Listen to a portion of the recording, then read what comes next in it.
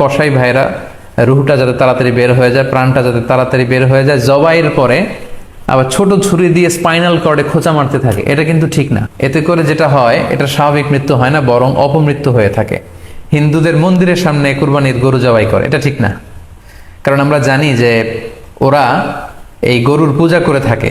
So আমরা এমন কিছু করব না যেটা ওদেরকে খুব বেশি কষ্ট দিবে। আমরা যেন নিজ দায়িত্বে এই কুরবানির করার স্থান এবং বর্জ্য যেন পরিষ্কার করি। কারণ আত্মহুরু শাত্রুল ইমান, পরিষ্কার পরিচ্ছন্নতা এটা হচ্ছে ইমানের অঙ্গ। সিটি কর্পোরেশনের ভাইয়েরা সরকারি তত্ত্বাবধানে সারা বাংলাদেশের এসব বর্জ্য আসলে পরিষ্কার করা সম্ভব না। তো সেক্ষেত্রে আমাদেরকে দায়িত্বশীল হতে হবে। এ পর্যায়ে আমরা অল্প কয়েকটি রিমাইন্ডার আপনাদের সাথে শেয়ার করে আজকের আলোচনাটুকু আমরা এখানেই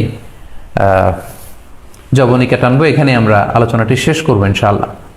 প্রথম যে রিমাইন্ডারটি আপনাদের সাথে আমি শেয়ার করতে চাই সেটি হচ্ছে, সম্মানিত সুধী, আমরা অনেকেই বাজার থেকে পশু আনার সময় বা কুরবানি করার সময় পশুর সাথে অনেক বেশি অমানবিক আচরণ করি। এতে করে কিন্তু আপনার কুরবানিটা, পুরো কুরবানির প্রক্রিয়াটাই প্রশ্নবিদ্ধ হয়ে যেতে পারে। তাই আজকের লাইভের মধ্য দিয়ে যারাই আপনারা যুক্ত হয়েছেন, আমি সবাইকে বলছি আমরা যাতে পশুর সাথে মানবিক আচরণ করি, কুরবানির পশুর সাথে এমন কোনো আচরণ যাতে না করি যাতে ওর কষ্ট না হয়, আমরা যেন এটা খেয়াল রাখি। বিশেষ করে জবাই করার আগে পশুকে ভালোভাবে রশি দিয়ে বেঁধে নেয়া এবং ছুরিটা, যেই ছুরি দিয়ে জবাই করা হবে সেটা খুব ধারালো থাকা। আল্লাহ রাসূল সাল্লাল্লাহু আলাইহি ওয়াসাল্লাম কিন্তু এই দিক নির্দেশনা আমাদেরকে দিয়েছেন। সুবহানাল্লাহ। ইসলাম যে কতটা চেক অ্যান্ড ব্যালেন্স, কতটা ভারসাম্যপূর্ণ জীবন বিধান। আল্লাহ রাসূল সাল্লাল্লাহু আলাইহি ওয়াসাল্লাম সহিহ মুসলিমের বর্ণনায় তিনি বলছেন, ইযা যাবাহতুম ফাআহসিনু যিবহা, তোমরা যখন জবাই করবে সেখানেও তোমরা ইহসান করো। কেননা আল্লাহ তাআলা সব জায়গায় ইহসানকে অবধারিত করেছেন। আমরা জীবনে যাই করব না কেন সেটা ইহসানের সাথে করতে হবে। তো পশুটাকে কিন্তু আমি জবাই করব, স্লটার করব। আল্লাহ রাসূল সাল্লাল্লাহু আলাইহি ওয়াসাল্লাম বললেন, যখন স্লটার করবে, জবাই করবে, তখনও সেটার প্রতি ইহসান করে তোমরা জবাই করো। ওয়া ইযা যাবাহতুম ফাআহসিনু যিবহা, সেক্ষেত্রেও তোমরা সফট হার্টেড হও, সেটাকে ইহসানের সাথে জবাই করো। কিভাবে ইহসানের সাথে জবাই করবে?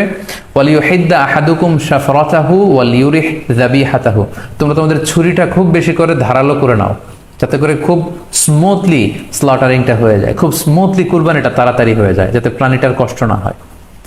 আমরা প্রায়ই আমাদের ব্যাখেয়ালে বা অবহেলাবশত কুরবানির পশু ট্রাক থেকে নামানো, হাট থেকে নিয়ে আসা, এমনভাবে আমরা কুরবানির পশুর সাথে ট্রিট করি, এতে করে কিন্তু অনেক অমানবিক আচরণ আমাদের দ্বারা প্রকাশ পেয়ে যায়। সো আমরা যদিও এটাকে জবাই করব, আমরা যেন ইহসানের সাথে জবাই করি, এই বিষয়টা যেন আমরা খেয়াল রাখি। এটা হচ্ছে প্রথম রিমাইন্ডার। দ্বিতীয় রিমাইন্ডার হচ্ছে, আমাদের দেশে প্রায় এটা ঘটে, জবাই করার পরে অনেক কসাইরা তাড়াতাড়ি এই পশুটার দেহ থেকে প্রাণ বের হয়ে যাওয়ার জন্য ছোট ছুরি দিয়ে জবাই করা প্রাণীটার গলার মধ্যে খোঁচা মারতে থাকে, গলায় বারবার খোঁচা মারতে থাকে। এটা কিন্তু ঠিক না।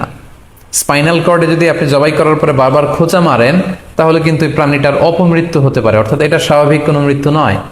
স্বাভাবিক মৃত্যু হচ্ছে জবাই করে দেয়া, এবং ইসলাম এটাকে আমাদের জন্য বৈধ করেছেন।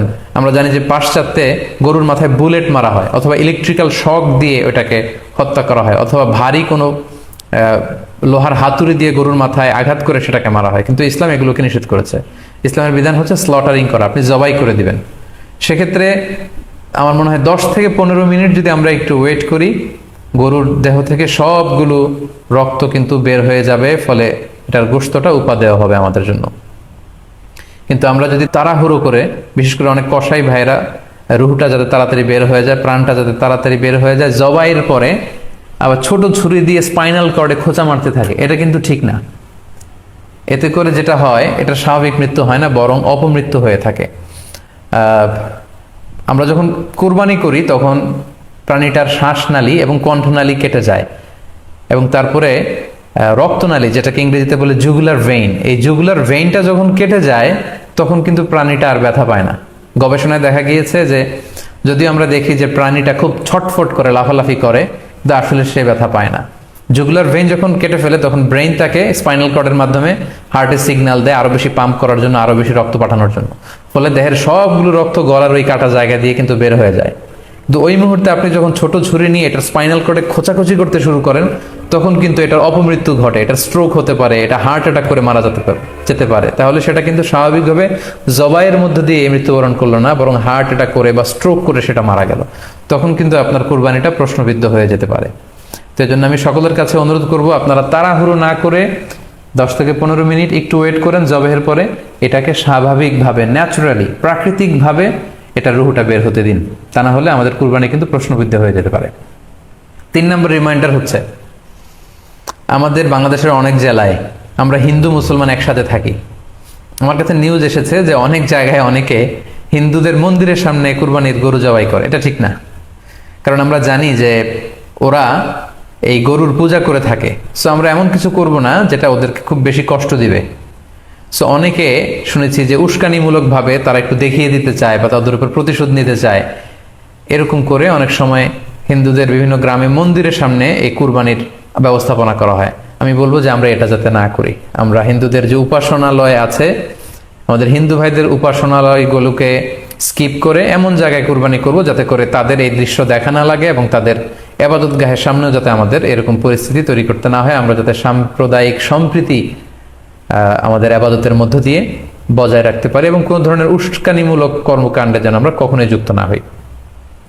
4 নাম্বার এবং সবচাইতে গুরুত্বপূর্ণ পয়েন্ট হচ্ছে, জি খেয়াল করে শুনুন, আপনাকে বলছি, 4 নাম্বার পয়েন্ট হচ্ছে যে জবাইয়ের স্থান এবং বর্জ্য কুরবানির পরে এটাকে নিজ দায়িত্বে পরিচ্ছন্ন করুন। আই রিপিট, আমি আবার বলছি, যেখানে আপনি কুরবানি করলেন সেটাকে এবং এই যে বর্জ্য ময়লা, এটা নিজ দায়িত্বে আপনি ক্লিন করুন। সিটি কর্পোরেশনের ভাইয়েরা সরকারি তত্ত্বাবধানে সারা বাংলাদেশের এসব বর্জ্য আসলে পরিষ্কার করা সম্ভব না। জরিপে এসেছে যে 50 লক্ষ গরু জবাই করা হয় প্রত্যেকটা কুরবানির ঈদে। তো সেক্ষেত্রে আমাদেরকে দায়িত্বশীল হতে হবে। কুল্লুকুম রাঈন ওয়া কুল্লুকুম মাসউলুন আন রাইয়াতিহি। আল্লাহ রাসূল সাল্লাল্লাহু আলাইহি ওয়াসাল্লাম বলেছেন, তোমরা প্রত্যেকে দায়িত্বশীল, আর তোমাদের প্রত্যেকের দায়িত্বের ব্যাপারে কিয়ামতের ময়দানে আল্লাহ তাআলা কিন্তু তোমাদেরকে জিজ্ঞেস করবে। তাই আমরা যেন নিজ দায়িত্বে এই কুরবানির করার স্থান এবং বর্জ্য যেন পরিষ্কার করি। ব্লিচিং পাউডার দিয়ে বেশি করে পানি মেরে আমরা যেন পরিষ্কার পরিচ্ছন্ন রাখি, কারণ আত-তুহুরু শাতরুল ঈমান, পরিষ্কার পরিচ্ছন্নতা এটা হচ্ছে ঈমানের অঙ্গ। এই বিষয়টা জানে আমরা খুব গুরুত্বের সাথে নেই এবং নিজ নিজ কুরবানি আমরা যেখানে দিলাম সেই জায়গাটা যেন আমরা পরিষ্কার করি। বিশেষ করে বিভিন্ন সংস্থা যারা অনেক অনেক কুরবানি করবেন, ভলান্টিয়ারলি বিভিন্ন কুরবানি করে কুরবানির গোশত বিতরণ করবেন, আপনারা এরকম ভলান্টিয়ারলি ক্লিনলিনেস ক্যাম্পেইন করতে হবে, যাতে কোনো ধরনের রক্ত, ময়লা